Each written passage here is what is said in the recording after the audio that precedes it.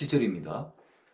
청함을 받은 사람들이 높은 자리 택함을 보시고 그들에게 비유로 말씀하여 이르시되. 새 번역이 잘 돼 있어서 새 번역으로 한번 읽겠습니다. 예수께서는 초청을 받은 사람들이 얼마나 기를 쓰고 윗자리를 골라 잡는지를 보시고 그들에게 비유를 하나더러 말씀하셨다. 지금 앞서 지금 예수님께서 바리새인 지도자 집회에 초대를 받아서 거기에 이제 가서 식사를 이제 하시게 되는데, 그때 이제 함께 있던 사람들은 바리새인들뿐만 아니라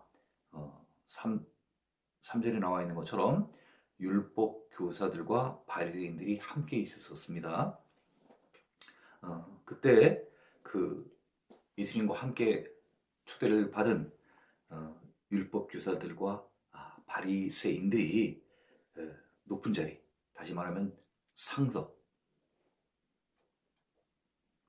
그 좋은 자리를 차지하기 위해서 조금 전에 세 번역에서 읽은 것처럼 기를 쓰고 아주 거기에 그냥 상석에 앉으려고 아주 애를 쓰는 이런 그 모습을 보시고 예수님께서 딱 앉으셔가지고 이제 식사를 이제 이렇게 준비를 하러 이제 가 계시는데, 그냥 그 상석, 그 어디든지 그 모임에는 그 높은 사람들이 앉는 그런 자리가 있지 않습니까? 거기에 막 앉으려고 막 서로 애를 쓰는 거예요.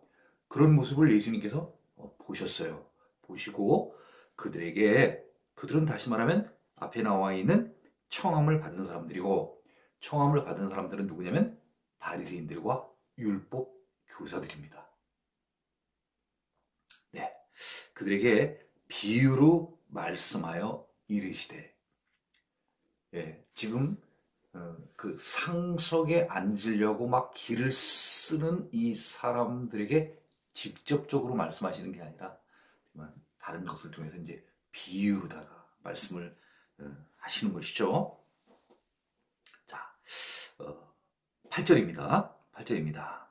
내가 누구에게나 혼인잔치에 청함을 받았을 때, 혼인잔치에 청함을 받았을 때 높은 자리에 앉지 말라.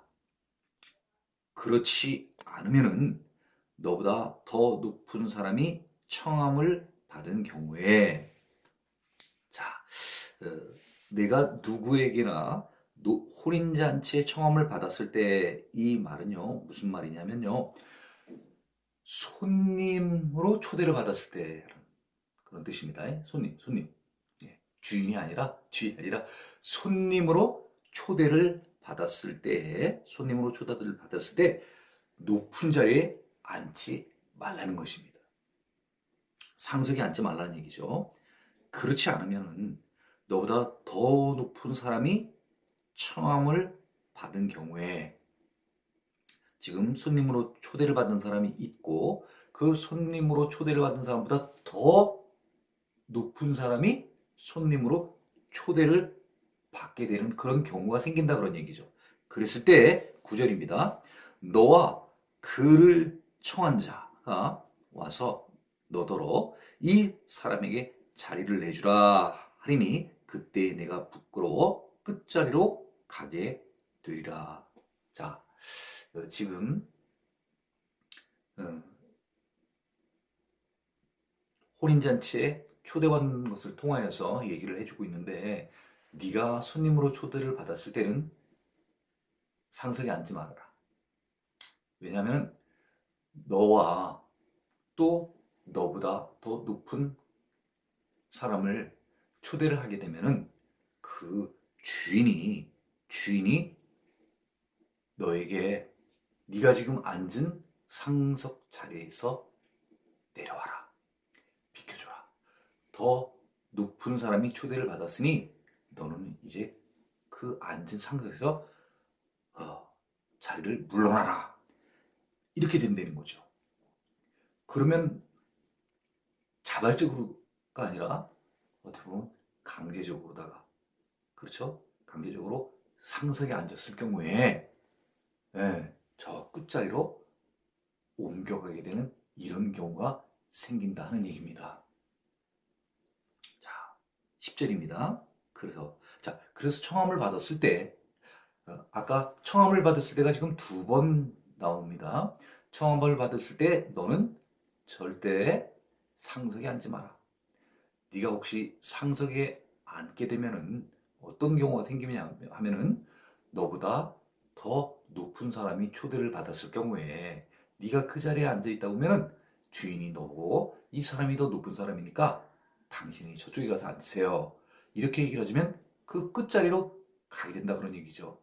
그러면 창피를 당할 테니까 끝자리에 상석에 앉지 마십시오.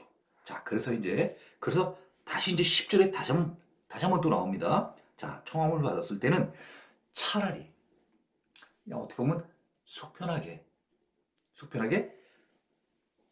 끝자리에 가서 앉으라. 예. 한 번은 청함을 받았을 때 한 번은 부정적으로 얘기를 했고요. 한 번은 지금 긍정적으로 얘기를 해줍니다. 네. 부정적으로 했을 때는 네가 그 자리에 만약에 앉지 말라고 내가 얘기를 했는데도 불구하고 네가 그 자리에 앉으면 쫓겨나게 돼. 끝자리. 그렇지만은 애초에 네가 끝자리에 앉게 되면은 자, 그게 바로 10절입니다. 그러면 너를 청한 자가 와서 너더러 버치어 올라 앉으라 하리니 그때야 함께 앉은 모든 사람 앞에서 영광이 있으리라. 영어 표현에는 이것이 어떻게 되어 있냐면요. 청을 받았을 때 너는 차라리 저 끝에가 앉아 있어라. 그러면 청환자, 누구죠? 청환자가 주인이죠. 주인. 손님과 주인으로 표현을 할게요. 그러면 주인이 와서 네가 끝자리에 앉은 것을 보면 그 주인이 와서 너더러 무엇이라고 얘기를 하냐면 버시어 올라앉으라, 이렇게 얘기를 한다는 거예요. 그래서 영어 NIV 표현에는 friend, 친구요, move up to a better place, better, 그죠? 훨씬 더 좋은 자리, better place. 그리고 옮겨라. move는 이사하다는 뜻, 움직이다, 이동하다라는 이런 뜻이 있지 않습니까? 그래서 이제 친구야, move up to, 어디로 옮겨 앉아라, 그런 얘기죠. 어디냐면 better place, 훨씬 더 좋은 자리로 옮겨 앉아라. 그래서 원어적인 의미에서 해석을 다시 해본다고 치면은 버시어 올라 앉으라, 이런 의미는 버시어 더 좋은 자리로 올라 앉으라. 네, 이렇게 하게 된다는 거죠. 그러면은 그때야 함께 앉은 모든 사람 앞에서 영광이 있으리라. 그러면 주변에 있던 사람들이 어떻게 생각을 하겠습니까? 주인이 어떤 저 끝에 있는 사람을 오라고 그래가지고, 자, 당신이 친구야, 당신이 이 좋은 자리에 여기 와서 앉아, 이렇게 얘기를 한 모든 사람들이 저 사람이 정말 저 주인과 가장 가까운 사람인가 보구나. 그렇죠? 그래서 모든 사람 앞에서 영광이 있으리라. 영광이 있다는 것을 쉽게 표현하면 영광을 기쁨이라고 생각을 해본다고 치면은 그 사람한테 기쁨이 있게 된다는 얘기죠. 처음에 갔었을 때 차라리 맨 말석에 앉으니까 좀 어떻게 보면 좀 기분은 그렇겠죠. 기분은 좀 그렇겠죠. 그렇죠? 어떻게 생각을 해보면 지금 이 두 사람의 관계에 있어서 주인은 당연히 누구를 상석에 앉을 것인지는 정해져 있지 않았겠습니까? 왜냐면 주인이 초대를 했잖아요. 초대를 했지 않습니까? 그럼 그 초대한 사람들의 어떤 그 선호도라든가, 그죠? 친밀도, 이런 것들을 주인은 잘 알고 있죠. 그래서 내게 가장 가까운 사람은 누구고, 또 그 다음에 가까운 사람은 누구고, 또 그 다음에 가까운 사람은 누구고, 어떤 이런 그 우선순위라는 게 분명히 있을 거 아니에요, 주인한테는. 그렇죠? 있을 것입니다. 주인한테 분명히 있는 거예요. 그런데 초대를 받은 사람들은 어떻게 생각하면 다 자기네들 개인적으로 내가 제일 주인하고 가까워. 예? 그래서 막 그 상속을 놓고서 막 서로 앉으려고 막, 예? 다툼되는 거 아니겠습니까? 내가 제일 친해. 내가 제일 친해 주인하고. 손님들끼리 이렇게 다투는 거예요. 예수님께서 그걸 보고서 비유로 말씀을 해주시는 거죠. 네가 청함을 받았을 때는 어, 상석에 앉지 마라. 상석에 앉게 되면 이런 일이 있으니까 차라리 너는 청함을 받았을 때 차라리 저 끝자리에 앉아 있어라. 그러면 주인이 끝자리에 앉아 있는 너를 보고 와서 친구야, 이쪽에 더 좋은 자리로 올라와 앉게. 이렇게 한다는 거죠. 예, 그랬을 때 모든 사람들이 그 사람을 보고 야, 저 사람이 제일 주인하고 친한 사람이구나. 예, 그러면 그 기쁨이 누가 제일 기쁜 거예요? 아, 끝자리에 있다가 상수에 앉은 사람이 제일 기쁜 거죠. 그렇지 않습니까? 예, 그것을 얘기하는 거죠. 그래서 11절이죠. 무릇 자기를 높이는 자는 낮아지고 자기를 낮추는 자는 높아지리라. 여기 보면요, 두 가지 케이스가 있습니다.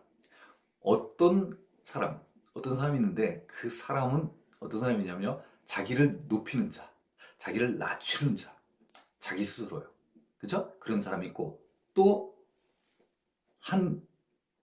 다른 한면에는 또 이 스스로 높아진 자를 낮게 하시는 분이 있고, 스스로 낮아진 자를 또 높게 해주시는 분이 계시다는 거예요.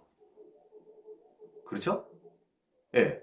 그게 이 지금 비유에는 누구로 나와 있냐면요, 초대를 받은 자, 다시 말하면 손님과 주인으로 표현이 되어 있습니다만은,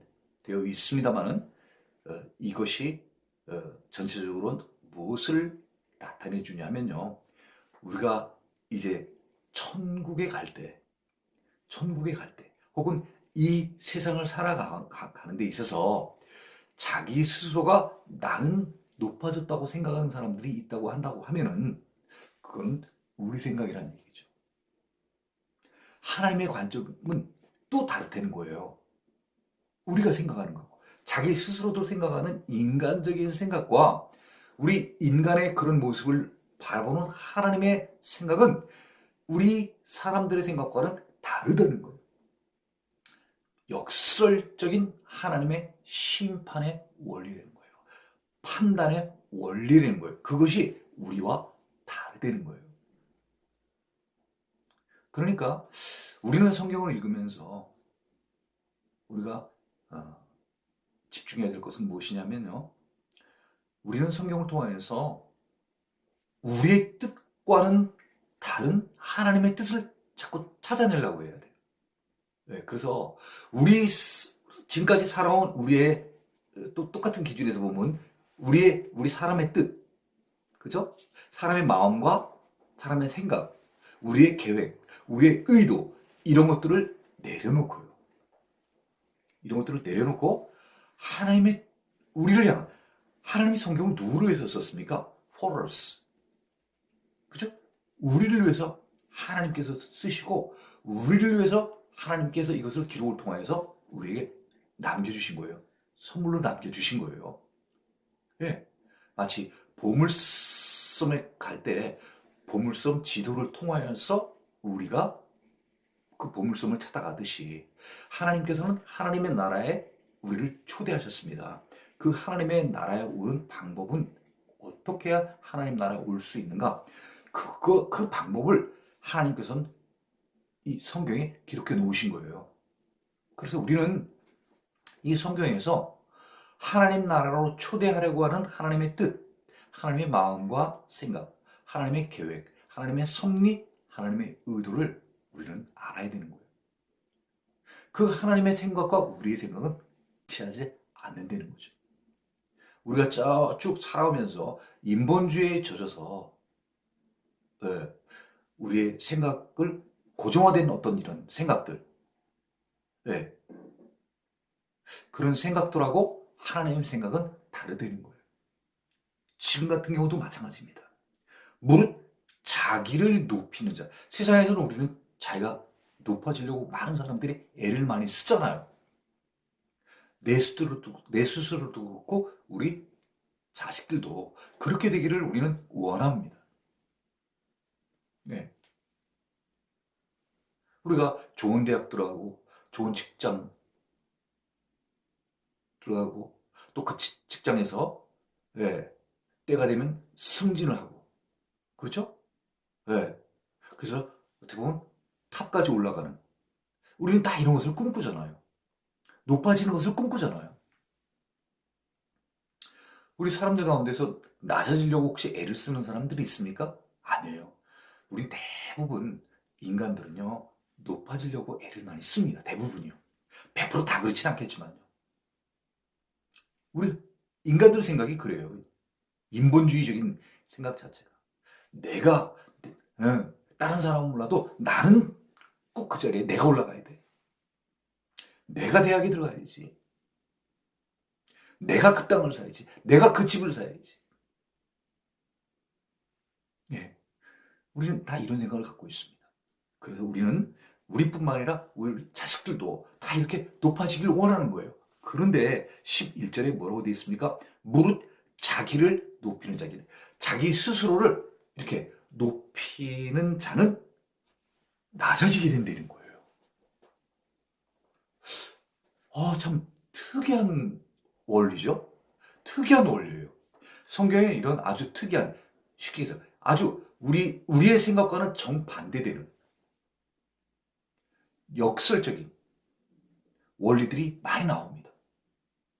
그게 바로 이런 케이스죠.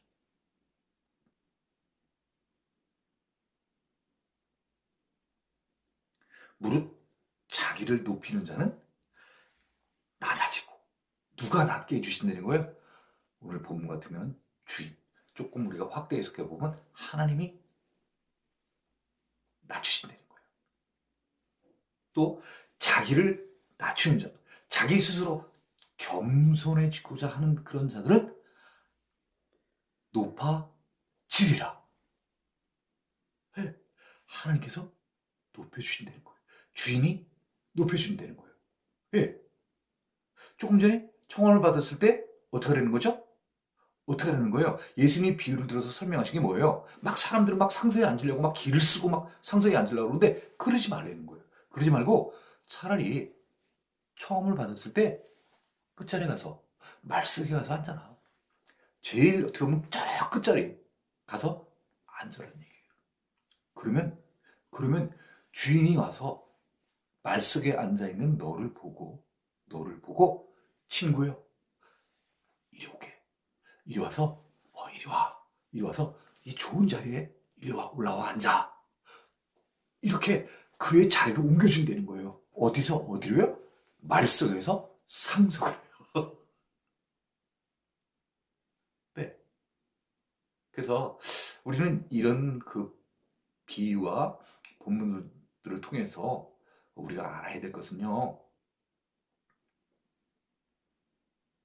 우리는 인본주의적인 삶을 추구하지만은 하나님이 통치하시는 신본주의의 원리는 신본주의가 지배하는 하나님의 나라는요. 우리의 생각과는 다르다는 거예요.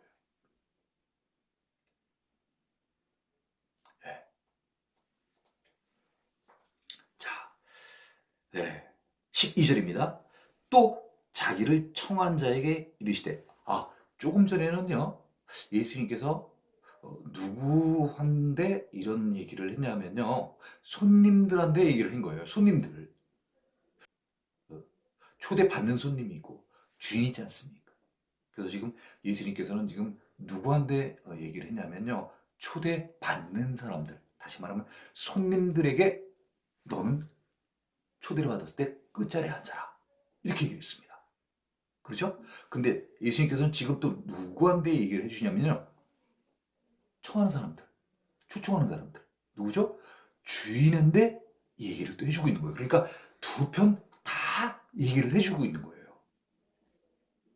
잔치가 큰 잔치를 열 때 그 잔치를 여는 주인과 그 잔치의 주인으로부터 청함을 받는 초대받는 자들, 이들에게 다 똑같이 얘기를 해주고 있는 거예요. 자, 예수님께서 비유를 통하여서 이 청한 자, 다시 말하면 오늘 1절에 보면 안식일에 예수께서 한 바리새인 지도자의 집에 이렇게 표현되어 있지 않습니까? 그렇죠? 그 주인, 그 청한 자에게 또 이야기를 해주십니다. 자, 볼까요? 12절입니다. 또 자기를 청한 자에게 이르시되 내가 점심이나 저녁이나 베풀거든. 예, 여기에 점심, 저녁은요, 우리가 생각하는 오늘날 점심, 저녁이보다도요, 점심은 그냥 일반적인 식사, 일반적인 그냥 식사. 예, 그리고 저녁은 어떻게 보면 잔치나 만찬 같은 것들을 의미합니다. 네. 예, 그래서 내가 혹시 그냥 일반적인 식사라든가, 그럼 큰 뭐 혼인잔치라든가, 예, 어떤 그럴 때요, 그럴 때, 그런 것을 베풀 때 벗이나 형제나 친척이나 부한 이웃을 청하지 말라. 예수님이 또 이 그 주인한테 아주 특이한 말씀을 해주시는 거예요. 우리는 보통 우리도 초대도 받기도 하고 초대도 하기도 하지 않습니까? 하는데 우린 대부분 어떤 사람들 초대를 하고 또 초대받냐면 대부분 뭐 여기 나와 있는 것처럼 벗, 형제, 친척, 그렇죠? 조금 또 그리고 좀 괜찮은 사귀고 싶은 어떤 이런 좀 예? 돈도 있고 어떻게 보면 예? 좀 사람들한테 어떻게 보면 좀 많이 유명한 이런 사람들, 예? 사회적으로 뭐라나요? 그 명망이 있다 그랬나요? 어떤 이름이 좀 알려진 이런 사람들, 이런 사람들, 그런 사람들을 청하려고 애를 쓰고 또 그렇게 사는 것이 우리들의 어떻게 보면 뭐 습관, 그러니까 생활화가 돼 있는데 이런 사람들 청하지 말라는 거예요. 이것도 상당히 좀 특이하잖아요. 예수님은 우리의 생각과는 참 많이 다르다는 거예요. 그래서 우리는 우리가 지금까지 쭉 살아왔던, 그러니까 예수님을 알기 이전, 네, 삶을 청산하지 않고서는요, 바꾸지 않고서는요, 예수님을 따라갈 수가 없어요. 왜? 왜요? 우리의 살아온 그간의 목표, 이상과 예수님, 또 그분을 보내신 하나님이 원하시는 것과 우리의 살아온 목표하고는요, 근본적으로 달라서. 인본주의인 것과 신본주의적인 어떤 사상이라든가 이런 개념, 컨셉이 다르기 때문에 우리가 예수님을 따라가려고 하면 또 하나님이 원하시는 바대로 우리가 순종하고 따라가려고 하면요, 우리의 개념이라든가 모든 행동 같은 것들을 사고를요 다 바꿔야 되는 거예요. 지금 이런 부분들이 우리가 지금까지 살아온 것과 굉장히 많은 다른 거예요. 자, 한번 다시 읽어볼게요. 12절. 또 자기를 청한 자에게 이르시되, 예, 지금 예수님을 초청한 누구예요? 바리새인 지도자. 그 지도자에게 이렇게 얘기를 하시는 거예요. 네가 점심이나 저녁이나 베풀거든, 네가 혹시 다른 사람들을 초대하려거든 너의 친구나 형제나 친척이나 부한 이웃을 청하지 말라. 특이합니다. 특이합니다. 자, 두렵건데, 성경에 이런 말 잘 안 나옵니다. 네. 두렵대는 거예요. 그게 두렵대는 거예요. 아니, 도대체 사람을 초대하는데 뭐가 두려울까? 두렵건데, 그 사람들이 너를 도로 청하여 네게 가품이 될까 하노라. 다시 말하면, 지금 초청한 사람들이 너를 다시 초청인 거예요. 그럼 뭐라고 할까? 역초청이라 됩니까, 요새? 그죠? 예. 그렇게 되면 내게 가품이 될까 하노라. 사람의 보답을 받지 말라는 거야. 네가 베푸는 것까진 어떻게 보면 좋을 수 있는데 문제가 뭐가 있냐면요. 그 사람으로부터 네가 베푼 것이 다시 돌아온다는 거예요. 사람의 보답이 온다는 거예요. 그래서 그런 사람들을 초청하지 말라는 거예요. 말라는 거예요. 사람의 보답을 받지 말라는 거예요. 이게 도대체 무슨 말인가? 나는 좋은 뜻으로 예? 우리 친구라든가 형제라든가 뭐 친척이라든가 부한 이웃들을 초대를 해가지고 같이 좋은 시간 갖고 잘 먹고 잘 마시고 즐겁게 지내면 내가 한번 초대라면 또 저쪽도 나를 초대하는데 그 저쪽으로부터의 초대 그거를 받지 말라는 거예요. 도대체 그게 무슨 말일까? 13절입니다. 잔치를 베풀거든. 잔치를 베풀거든. 예. 위에도 한번 나왔습니다. 네가 점심이나 저녁이나 베풀거든. 예. 또 이렇게 꼭 두 번씩 나와요. 앞에도 청함을 받았을 때 이래가지고 두 번 케이스가 나오잖아요. 청함을 받았을 때 상석에 앉지 마라. 청함을 받았을 때 끝자리에 앉아. 이렇게 나오잖아. 여기도 마찬가지죠. 네가 다른 사람을 초대할 때는 그죠? 초대할 때는 잔치 베푼다는 게 결국은 초대하는 거 아니에요. 초대할 때는 네 가까운 벗이나 친척이나 또 누구죠? 누구죠? 형제, 부하님 이런 사람들을 초대하지 말라는 거예요. 앞에 하고 거의 비슷해요. 비슷해요. 네. 손님으로 초대받아 갈 때에 예수님께서 비유를 틀어서 설명해 주시는 게 지금 주인한테 얘기해 주는 거하고 거의 똑같은 얘기예요. 자, 잔치를 베풀거든. 잔치를 베풀거든. 여기도 똑같이 이제는 긍정으로 나왔어요. 이러이러한 사람들을 하지 말아라. 아까 앞부분에서요. 네가 청함을 받았을 때는 상석에 앉지 마라. 부정적인 면을 보여주고 뒤에는 끝자리에 앉아라. 이렇게 얘기했습니다. 지금 똑같이 네가 잔치를 베풀거든 너에 가까운 벗이나 형제나 친척이나 부한 이웃을 초대하지 마라. 내게 가품이 있을까? 두렵다. 뭐가 두렵다는 거예요? 그러니까 피해야 될 게 뭐예요? 조심해야 될 게 뭐라는 거예요? 그 사람으로부터 다시 받는 보답을 받지 말라는 거예요. 네? 네. 어떻게 보면 그 사람으로부터 다시 받는 그 보답은 네가 바랄 만한 것이 아니라는 거예요. 그거는 바른 방법이 아니라는 거예요. 잔치를 베풀거든 이제 긍정적인 표현이 나옵니다. 이제 긍정적인 표현이 나옵니다. 누구를 초대할 것이냐 이거죠. 지금 주인한테 얘기를 하는 거예요. 주인한테 너 이제 잔치를 베풀 때는 이런 사람들 초대하지 마라. 이제 앞으로 이런 사람들을 초대 이제 나오는 겁니다. 자 볼까요? 어떤 사람들 초대하는 차라리 너 그런 사람들 하지 마라. 그러느니 이런 사람들을 초대해. 그런 사람들 오면 내게 다시 갚을까 두렵잖아. 차라리 그러지 마라. 그러지 말고 차라리 이런 자들을 초대해. 그럼 여기 뉘앙스는 뭔가요? 이런 자들을 초대하면 내게 갚음이 없다는 거예요. 사람으로부터의 보답을 받지 않게 된다는 의미도 같이 올 수 있는 거죠. 차라리 가난한 자, 가난한 자의 또 몸 불편한 자들, 몸 불편한 자들, 그 다음에 저는 자들, 맹인들을 청하라.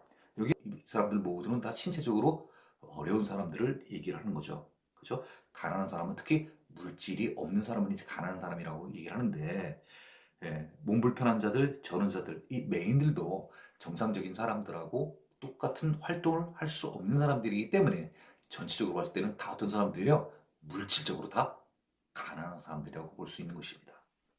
예, 가난한 사람들이라고 볼 수 있을 것입니다. 자, 14절입니다. 14절입니다. 그렇게 하면, 어떻게 하면요? 너는 누구예요? 주인한테 얘기를 하는 거죠. 야, 주인아, 네가 이제 사람들을 초대할 때는 앞에 얘기한 너의 그런 사람들을 초대하지 말고 지금 내가 얘기한 이런 사람들을 초대해. 그런 사람들을 초대하게 되면 그들이 갚을 것이 없으므로. 왜 갚을 것이 없어요? 갚을 만한 경제적 여건이, 환경이 되지 않는 사람들이에요. 이런 사람들 대부분 다 어떻습니까? 다 가난해요. 이런 사람들은 주인, 네가 초대를 해더라도 이 사람들은 너에게 갚을 게 없어. 네가 아무리 초대를 해더라도 야, 저 사람이 한번 날 초대했으니까 내가 한 번쯤은 갚아야지. 마음은 있을지 모르겠지만 뭐가 없어요? 현실적으로 돈이 없어요. 돈이 없어. 그죠? 마음은 있을지언정 뭐가 없어요? 돈이 없어. 그러니까 어떻게 해요? 초대를 못해요. 초대를 못하는 거예요. 네? 자, 14절입니다. 그리하면 그들이 갚을 것이 없으므로. 예, 갚을 게 없죠. 예, 그런데 내게 복이 된다는 거예요. 이게 희한하죠? 아니, 갚을 게 없는데 그게 복이 된다는 거예요. 아까는 뭐예요? 아까 앞서 그 네 종류의 사람들을 초대하게 되면 두려운 게 뭐가 두렵다는 거예요? 보답이 있을까봐. 보답이 있을까봐 두렵다는 거예요. 근데 이 뒤에 나와 있는 사람들을 초대하면 그들이 갚을 게 없다는 거예요. 그래서 그게 복이 있다는 거예요. 자, 그러면요. 지금 문장으로 봤을 때, 이 주인이 축복받는 길, 복받는 길, 그 복받는 길은 뭐가 복받는 길이에요? 앞에 사람들 초대하지 말고, 뒤에 나와 있는 사람들, 다시 말하면 누구예요? 가난한 자. 또 누구죠? 몸 불편한 자. 그 다음에 저는 자들. 그 다음에 또 누구죠? 맹인, 시각장애인들. 이 사람들을 찾아서 그 사람들을 대접하고 돌보는 것. 그게 뭐 하는 길이라는 거예요? 그게 복 받는 길이라는 거예요. 이야, 희한하다. 우리가 복 받고 즐겁고, 어? 우리의 마음을 기쁘게 하는 것은 우리가 사람들을 초대하게 되면 그 사람들이 막 선물 같은 것들도 갖고 오게 되면은, 그렇죠? 예, 초대해가지고 맛있는 것도 먹고 좋은 시간도 갖고 또 그 사람들 또 초대하면 또 선물도 갖고 오고 또 나도 한번 또 초대받으면 또 그 집에 가서 이렇게 주거니 받거니 서로 선물들이 오가고, 이게 우리는 복 받는 길인 줄 알았는데 이게 복 받는 길이 아니라는 거예요. 사람으로부터의 복 받는 게 중요한 게 아니라는 거예요. 진정 복 받는 것은요, 누구로부터 복 받는 게 진정한 복이라는 거예요. 하나님으로부터 복 받는 게 정말 중요하다는 거예요. 그 하나님으로부터 복 받는 게 바로 어떤 복이라는 거죠? 하나님 나라에 들어가는 것. 그게 복 받는 거라는 거예요. 사람이 초대를 해서 내가 사람의 집에 가는 것. 그죠? 아까 얘기한 사람으로부터의 보답을 받는 것. 내가 초대를 해서 저들도 나를 한번 초대하겠지. 그래서 사람의 초대를 받아서 사람의 보답을 받는 것. 그 집에 가는 것. 그게 복 받는 길이 아니라요. 그게 복 받는 길이 아니라는 거예요. 진정 복 받는 것은 가난한 자, 몸 불편한 자들, 저런 자들, 그 다음에 안 못 보는 사람들, 그 사람들을 찾아서 대접하고 그 사람들을 돌보는 것. 그래서 사람으로부터의 보답은 받지 못하지만 하나님으로부터의 보답을 받는 것. 그것이 진정 사람의 집에 가는 그런 복이 아니라 하나님 나라의 초대를 받아서 영원한 복을 누리게 되는, 그게 진짜 복이 되는 거죠. 자, 이제 마지막입니다. 이는 이것이 의인들의 부활 시에 내가 갚음을 받겠습니다.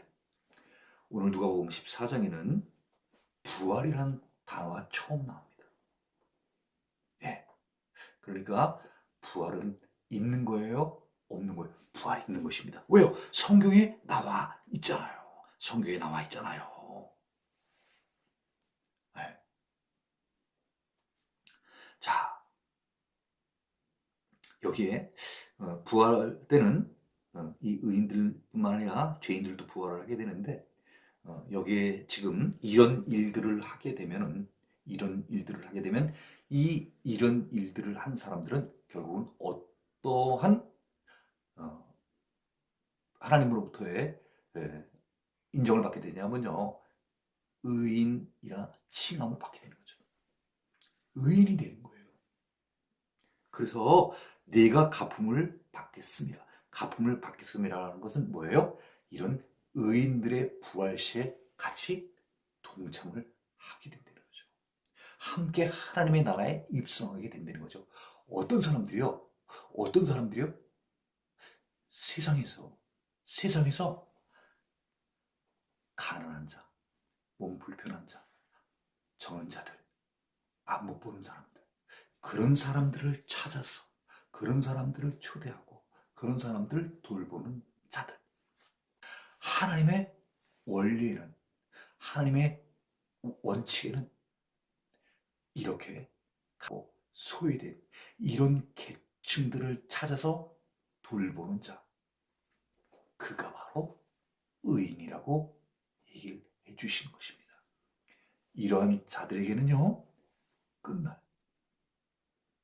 예수님이 다시 재림하시는 그때 그 의인들이 부활하는 그때 내가 갚음을 받겠습니다. 갚음 뭐예요? 보답을 받는다는 거예요. 보답을 받는 거예요. 영어로는 이렇게 되어 있습니다. repaid. 그죠? pay는 지불하다라는 뜻 아닙니까? 네가 지불을 받게 된다는 거예요. 그 보답을 받게 된다는 거예요. 미래 수동태로 되어 있습니다. You will be repaid at the resurrection of the righteous. 이렇게 되어 있어요. 그래서 you will be repaid. 네가 보상을 받게 된다는 것입니다. 그래서 우리가 이 예수님의 비유를 통하여서 예수님께서 지금 잔치가 있게 될 때 손님으로서 네가 하여야 할 일들, 또 잔치가 있게 될 때 주인으로서 해야 될 일들, 그것들을 예를 통해서 알려주십니다.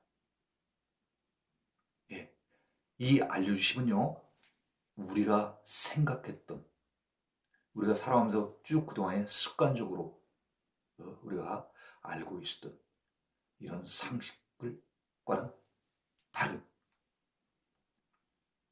하나님의 기준, 하나님의 원리를 얘기해 주십니다. 우리가 이 성경을 통해서 자꾸 이것을 배워야 하는 이유는요, 하나님의 생각과 우리의 생각은 다르기 때문에 우리는 성경을 통해서 우리의 생각이 잘못됐구나. 그래서 그동안 인본적인 우리의 생각을 이제 성경을 통하여서 하나님의 생각, 신본주의적인 생각으로다가 우리가 이제는 자꾸 변화되어 가야 하는 것입니다.